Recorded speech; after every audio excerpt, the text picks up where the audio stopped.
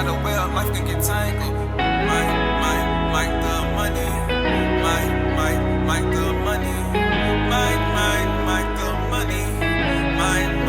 I'm making money, Mike the. This podcast or broadcast is for informational purposes only and should not be considered legal, health, tax, or professional advice.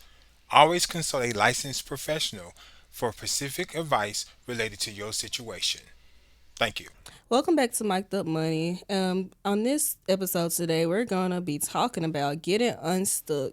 Why are we stuck in business? All right. So the first thing we're gonna talk about is the stuck feeling from fear, confusion, or lack of direction. Which way are we feeling stuck? From confusion, lack of direction, or from fear? What do y'all think?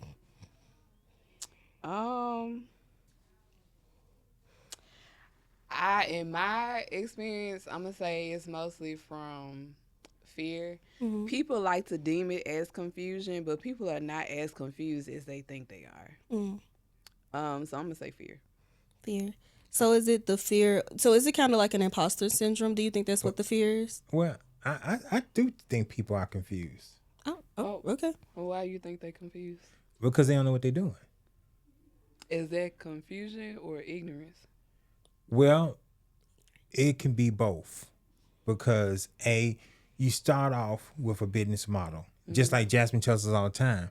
You need to define this because people may not know what you're talking about. Right. And sometimes people get in over their head and they don't know how business actually works. And we float these terms around and business model. They don't know what a business model is.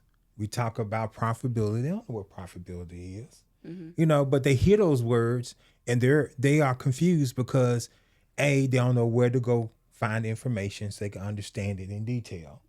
And B, they're ashamed to ask people, what does that mean? And C, in the moment, it may not be what they think they need. I think that's leaning more towards ignorance and stupidity. Because if you know you don't know something, why not go look for it? And if you feel like you don't know where it's at, find a show like Mic'd Up Money, go on Google, go on ChatGPT, go on Gemini, and ask the questions. You know what I mean? That's just what I think. I have CEO on my card, and I am the CEO. I'm not going to tell you I don't know how to be a CEO. Well, that's pride. That's self-sabotage. Yeah. And pride. No, I know what I want to do. I just don't know how to do it. That's ignorance. Yeah. Because I don't think that's confusion. I just, It's like she not said, confusion. it's pride and it's self-sabotaging. Because if you know you don't know something, go seek the knowledge to go do it, or you going to forever be the CEO by yourself not knowing how to do it. Right? I told you about people who just want to have the title. Yeah. And they don't want to actually understand exactly what they're doing. Well, how do you work with somebody like that? How do you solve their problem? How do you help them? So for me, because everything is more on a holistic level, I ask deeper questions because I have to understand either why you're fearful, why you so-called have confusion, or why you are having lack of direction. And usually it's going to be something that's tied to either a mental or emotional block in most cases. Not always the case. Sometimes it is a lack of information or knowledge. But in most people's cases, it's tied to a mental or an emotional block that they have made up that's causing them to basically freeze, just be a deer in headlights. How much trauma have you dealt with? Because at this point, I'm like, you mean for me personally, or on top of me personally, plus everybody that I'm talking about with your clients, because I feel like with what you do, you have to go so deep sometimes in order to have to find the problem. I'm like, how? One thing, so I'll say this. One thing is there's a huge difference between working with men and working with women. It is so easy for me to work with men. Really? I could tell them we can have our consultation, we can have our strategy, I can build it out, I can tell them exactly what they need to do, and they get it done like that. When I work with women, it's a whole lot more of, okay, this happened to you, so because this happened to you, and I'm not saying that in a bad way, I guess it's like a game of connect the dots, right? So I can get to the root cause. So I used to work in the medical device industry, and they used to do this assessment called the 5 Whys and root cause analysis. And so it's like doing that with them every time I'm talking to them. And I don't mean it in a bad way, but it's literally a game of like trying to connect the dots, because it's like instead of them just saying what it is, it's like I'm gonna tell you, I'm gonna put a little breadcrumb here, and then I'm gonna put another one right here. And depending, that's why you have to be so good at asking the right questions. Because if you're not good at asking the right questions, you'll get these weird, I don't want to say weird, but like these weird answers. Like it's not going to give you the direction that you need to take the conversation in. So when I'm working with women, I have to do a lot more of that. And then I can finally get to, oh, this is why, because this right here and because that right there. So now we need to do this right here. Oh my God, that sounds so complicated, and I feel like in so many words you just said, yeah, men are simple and they're easy. Women, they extra. I know you didn't say it, but that's just been my experience personally in business. I'm not saying that it's always gonna be like that, but personally, like the male clients that I have had more success than the women clients that I have. And it's kind of like opposite for society, because people and they kind of work better in business too. That's why you have a lot more male business success. Because men are just like, okay, black and white, there we go. Sometimes they don't show emotion, they get it done. And women are a lot more emotional, but they also can make good leadership roles because they're more considerate. Right. So it just depends. And the thing is, because we are made complexly that way, we should be able to, and typically I think that we're better built for like roles like that, in my opinion, right? But I also understand the system has been built from a patriarchal perspective. So a lot of what we would think should be more matriarchal is not. And so it doesn't really respond to the fact that, oh, because I have this emotional block, like people should just like coddle me or like hold my hand or like give me grace. Like it doesn't respond that way. You have to learn how to play the game so you can get the results that you want to get. Okay. Well, I want to interject. Donald Trump says that he like women because women are more effective sometimes than men to get things done. They are. I definitely agree with that, because men know that if they are going to, I don't know, somewhere where they know they need to be able to impress a group of people or get some information or something like that, and it's a high stake room, they're going to send, if they have a woman counterpart, they're going to send her in first. They're not going to go in first. They're going to send her in first because they know that she's going to get whatever needs to get done, and they're going to follow behind her. That's typically how that works. That's how it is with my husband, by the way. But that's what I'm saying. But we're going to wrap up this segment. We're going to continue this conversation in the next segment, or we can move to the next topic. It's up to y'all. I'm loving this, y'all. We got some good chemistry on this episode. You good. Welcome back to Mic'd Up Money, where we're talking about getting unstuck. We're discussing why am I stuck, and we've been having some wonderful conversations thus far. Did y'all want to add anything else in there? Because y'all was really clocking it. I loved it. I loved the back and forth. I love the different opinions. So I'll say this to what I said. My heart really cheers for the woman. I really do. I really love to see women like really boss up and truly like step into their true and full power. I love seeing them bloom and blossom into themselves. Like once they really understand like the chemistry and the makeup of who they are, who they truly are, it can really like benefit them in terms of like who they are becoming. And so I really enjoy watching that, but it's just, I don't know, so many women tend to like doubt themselves way more than they should. But then like when you hear they rap sheet, like their career background, you look at their resume and it's like, oh, you was doing this over here. Like, I know you had to tackle a lot of these hard obstructions that you call yourself running into over there. But like, it was so much easier for you to do it over there because, of course, that was your job. You know what I'm saying? So when you bring it over into your business, like, oh, it's all of this. Shame is a big thing. Fear is a big thing. Perception is a big thing. Well, what would they think of me? Like, what would they say? Like, all of those are a big thing. With a woman, you can't be too sexy and too intelligent. You got to be, like, right in the middle. Like, it's all of these standards. And so it causes a lot of overwhelm when Women are trying to build like their business and put together their offers, and then when they put together pricing is a huge thing with women because we're underpaid in the workplace.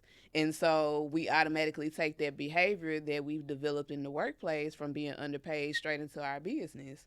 And now you're wondering why you're not making the money that you want to, where you're not pricing correctly, because your mindset has told you for the last 10 years when you were working behind that desk that this is what you should be paid.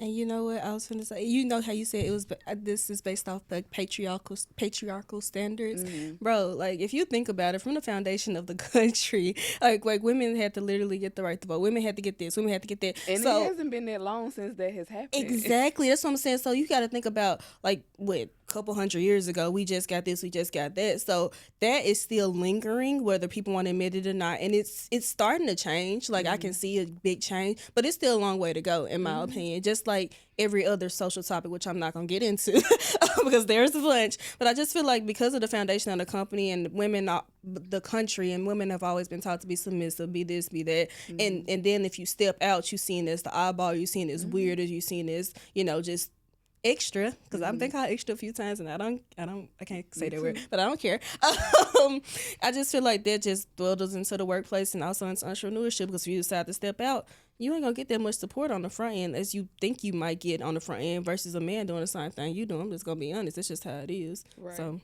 And like I said, a lot of the behaviorism that women take into their business was formed from them working in their career. The shrinking, you don't hear me talking, or you don't respect my ideas. All of that was because that's what you experienced at work. yeah, So now it's like, I got to get on the platform and do this for myself. They got to actually like hear what I got to say and like respond to it and like rate it per se. You know what I'm saying? Yeah. So like all of those, if that's been buried in your or ingrained in your brain for if you've been at a company 10, 20 years, it's hard to undo. you have to, when you step into business, you have to be prepared to deprogram that. And it's going to take years to do that. It's not going to happen like in the first couple of years, right? Because you're going to have to focus on, you're going to have to realize when those things actually even happen. Like, this did used to happen when I was working at such and such. So this is why this is happening now. So like, it's a whole different ball game when it comes to like coaching and consulting women versus men. That's I was just about to say, they bring it full circle to what you just Yes. said. That is the reason why. Exactly. I'm sorry, we ain't been letting you talk. I ain't gonna lie, I feel a I little mean, bit bad. he You can know what I'm interject saying? whenever he wants. You know, Not he feel really. Like he It's- got something to say. Well, I'm just sitting here to decide what to say. But the thing I'm just finding out, business is business, period. Exactly. And if you're gonna play the game, you just got to be able to hit the curveball, That's it. whether you're male or female. And no one's gonna make the curveball slow or anything for you. They're gonna throw the regular curveball. You have to be able to hit it. And the thing I just found out is, a lot of people, they do have internal things that they bring into the workplace or they bring into their business that need to be worked with, male and female. And then also you got your level of confidence too. Some people feel good talking to other people and directing other people, and some people don't. But I do know the way I noticed that if it's a female run company, they like to have other females in key spots. And so because they feel comfortable, working with females than they do males. If it's male oriented, then they like to have more males in key spots because they like working with other males. But in business, you can be a boy, woman, child, girl, and make it work. You just have to know how to hit the curveball.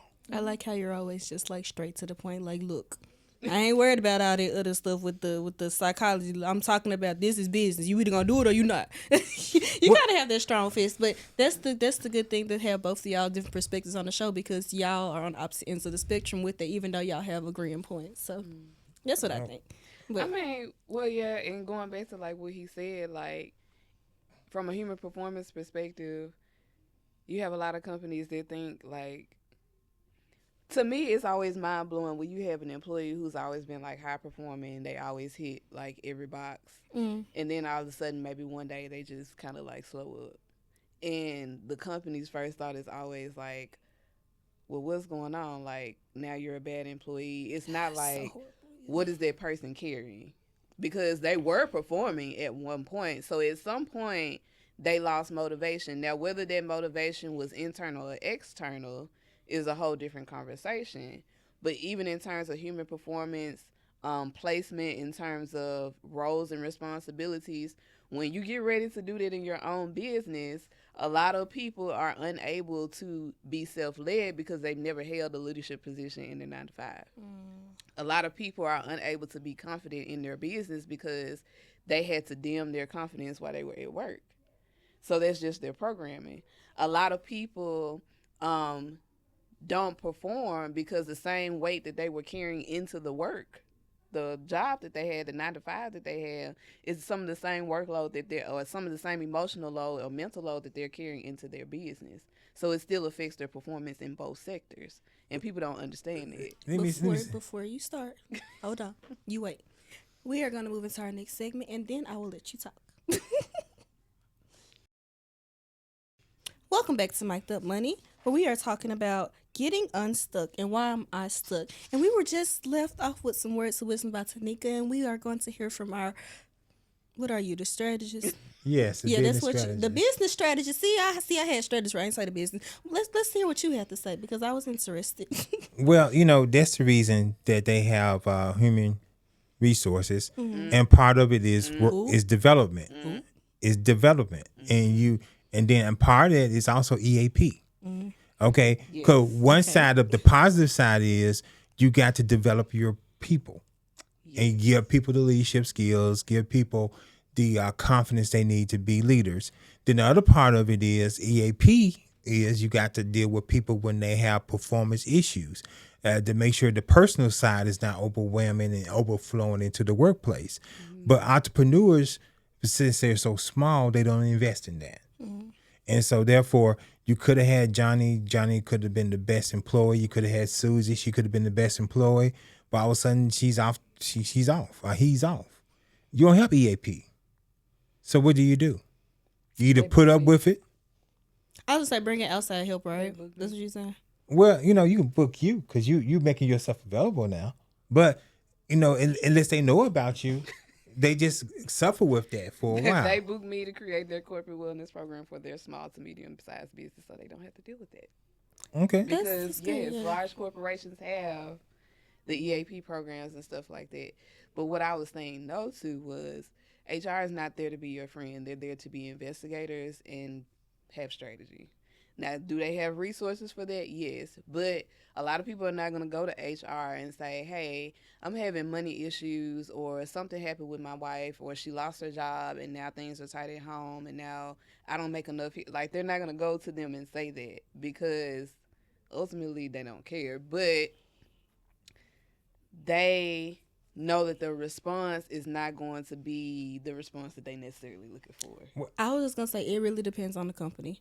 It does. Now, it does depend on the company. Because my role, baby, I am HR, I am EAP, I am all of the above. I have to wear like at least 10 different hats. I also do financials. And it all just falls under business because you have, in certain industries, you have a side where it's just straight up, for my industry, straight up construction. Then you have the HR side of things, you have business. All that fall under one bucket. I reach out to my HR manager, hey, I'll handle it. Oh, okay. And that's good that you could do that. But there's a lot of companies that people can't do that. It's not intertwined. And being able to go to my HR person and say, hey, I need EAP help is almost embarrassing. Yeah. It's like taboo. Well, the HR company, they deal with training development and they deal with EAP. Yes, they do. And they try to make the EAP confidential. So nobody but HR and them know that you're getting it because HR has to approve your time off. Right. Okay, and training development, you step up and say, hey, I want to go to the next level. Can you train me to be a leader? And then they put you in the training development classes. But training development is pretty much based upon what you want to do. Unless you have a leader that says, I want to advance you. So you now have to go to training development so you go to the next level. But you don't have that as an entrepreneur. As a small business, You got to get it set up, like she said. You gotta, that makes sense. That's why you have to tell people these services you're offering, so they can have an EAP, so that you can listen to all these problems. Dang, I think that's so cool that you can go in there and set up stuff like that because baby, I'd be like, yeah, so I actually work on the digital side of things.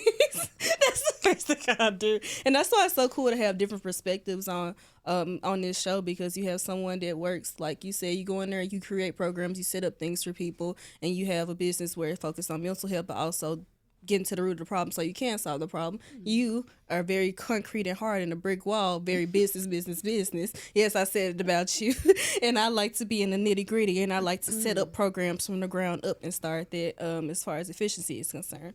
But I'm going to move into our next topic. So my question to y'all is, are you pricing based on fear or value? And Lord, if we get into this value topic again, that's all I gotta say. But are you pricing based on fear or value, or should it be both? Once what? I read the book, The $1 Million Consultant, Okay. he says everything you do should be value based. Okay. Value based pricing. How do you determine value? Okay. How much am I saving the client? How much would the client generate from my services? Or something else that I can put a price tag and dollarize it. Okay. So there's value. Because when I talk to them, hey, he said, this advice right here has earned you $1 billion. So my $1 million or my $2 million invoice shouldn't matter to you because it made you so much money. Or if you were having a problem, it was costing you $20 million and I reduced it down to $5 million. And I'm saying like, hey, you still should give my $2 million because I saved you that $10 million that you didn't have to. So when you're writing up a contract, is it a percentage based or is it just an amount? So that's what I'm asking. So like you said, okay, they made this much, then it's this, and they made this much, then it's this. Are you writing your contracts based on a percentage of how much that person is making? Or No. you just have a set price? Just have a set price. Okay. Based upon the value that I'm perceiving that I would give the client. So when it's an ongoing contract, do you recommend having a percentage based on what they're earning if you're providing that service? I recommend they have a retainer. Okay. So they can always have that type of information on an ongoing basis. In the retainer, it'd be me more affordable sometimes because I'd be handling a whole lot of different things for them. Okay. Rather than just dealing on one project. That makes sense. Okay. What You you had gotta no say? input? Are you serious? No, I do value-based pricing as well too. So mine is not disclaimer. There are a lot of business coaches and life coaches out there that love to tie that their value is, I'm going to help you make X amount of dollars. That is not everybody's value retainer. Okay? I don't have to help you make money. However, the intangibles are what's going to help you make the tangibles. That's what I always like to tell people. So your confusion, your overwhelm, your low confidence, your poor strategies or non-existent strategy, that is the value that I'm bringing to help you be able to make the tangible money, right? My value is not tied to, oh, you're going to make $50,000 this year. First of all, I can't guarantee that. Right. Second of all, I don't know your work ethic until we start working with each other. So for me to try to promise that, no, it's a red flag. And if you see anybody doing that, it's a red flag. Do not do that. Do not book them. So have your price, what your price is, regardless of what you think or what think or not think Well, they're going to here's make. my thing. So I'll further explain, which I wanted to say this in the other episode, but it's fine. I'll talk about it here. So here's my. Before you do that, keep that thought. Please hold it. Okay. We're gonna move into our last segment, and we're gonna go into that. Okay. You know what I'm saying? 'Cause we got see how time skills, y'all. All right. Okay. All right. So let me stop. Welcome back to Mic'd Up Money, where we are talking about getting unstuck and why I'm unstuck. And Tanika was finna drop some wisdom and some knowledge on us and explain herself a little more. I'm ready for it. Let's go. So the thing that the person that is seeking the service has to ask themselves, I know in one part of the other episode we were talking about value-based activity. So they have to look at it the same way as well too. If me being able to come in and help you is going to save you X amount of dollars from spinning your wheels in confusion, my value is valued how it needs to be valued. Like, you need to be able to understand what that's going to bring for you, right? So instead of you spinning your wheels in confusion and missing out on days of making money, I just came in and cleared up all your chaos for you, and now you have the clarity to go do what you need to do. Right. So how much money could you make from that? How much money are you losing? Let's just say you charge $500 an hour to talk to somebody. Well, if you're confused about, let's just say, your program structure, your sales process, how to integrate, your marketing in there and your content. Let's just say you're confused about all of that, but you charge somebody $500 an hour to talk to them. How many hours in a day? It's 24. Yeah. So if you confuse 24 hours a day, how much money you done lost in that day? I gotta do the math. What's the math? It's 24 times. What's 24 times 500? This so bad. I was just saying, just say you talk to somebody 1 hour a day. All day and all night now. You Let you tell you work all day and all You night. sitting What stuff you at 3 talking or about? 4 o'clock in the morning like people. $12,000. You done lost $12,000. You done lost $12,000. Even if you cut that in half, you done lost $6,000 in a day. Even if you work 12 hours. So I just saved you $6,000 by coming in and cleaning up your crap and giving you clarity and structure and guidance and confidence. You just saved $6,000. So if I send you an invoice for 12, you should be willing to pay that. I ain't gonna lie, you kind of persuaded me now. Like, you gotta show the math behind stuff. I was That's how just you saying, I ain't sell. gonna promise how much money you gonna make, but this what this looks like for you. Yeah. So if I waste my time doing low value activity, like what he tried, I shouldn't be doing all the social media posts, blah, blah, blah. I need to be out trying to get people to pay Don't for the call stuff. him out. Cool. So he feel like he losing money. To him, that's a low value activity. I get it. So him spending the time doing that is, I don't know, I guess keeping him from cashing in on X amount of dollars. It's the same concept. Where people unshamelessly call you out. Because, like I said, I don't see how gym pics posting gym pics or anything is a high impact, a high value activity. Would you like me to break it down for you? Oh, sure. We got some drama. Do that. Because Okay. Because when you are physically functioning and your body is well, your brain works well. When you don't have to worry about being sick and paying hospital bills, you are able to still show up in your business and make money. When you eat well, your brain works well, your heart pumps well, your body functions well, you don't have all these aches and pains, which means I'm going to be able to show up in my business today. Because I work out and I take care of my body and my temple, I'm more confident and my clothes look bomb when I put them on and get on this mic. I'm going to make some money today. I was just about to say, you got to realize what her brand is too. That's how she. That's another way she attract her people. Performance consultant. That's a part of her brand. Like it is. I'm just gonna be honest. It's everything. Well, if you can articulate that and explain that to people, because there are a whole lot of people who do the same thing, but they're not in your same business, so you get thrown into the group. Did you also miss the other 30 videos I done posted this month about my business that didn't have gym pictures? He want to see what he want to see.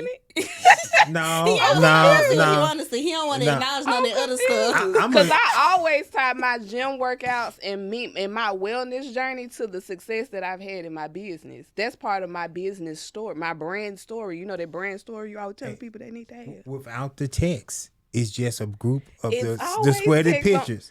I put text with my pictures and videos. Now you was don't another read story. the text, that don't mean it ain't there. You just look at. You probably just be scrolling. Cause I see her stuff all the time. I like have it. captions on every post. I see. I can stand behind her on that. I ain't gonna lie. I ain't gonna sit up here and lie to nobody. Like, truthfully, if you don't read, just say that. No. I look at it. I mean, I like what you posted about your book for Michael Money, but it should have been on your personal page. But I'm just saying. If you do the same activity that everybody else do. But I'm saying you fall into a group. What makes your workout picture? What makes me stand out? What makes your workout picture better than anybody else's picture? Excuse me? Have you seen me?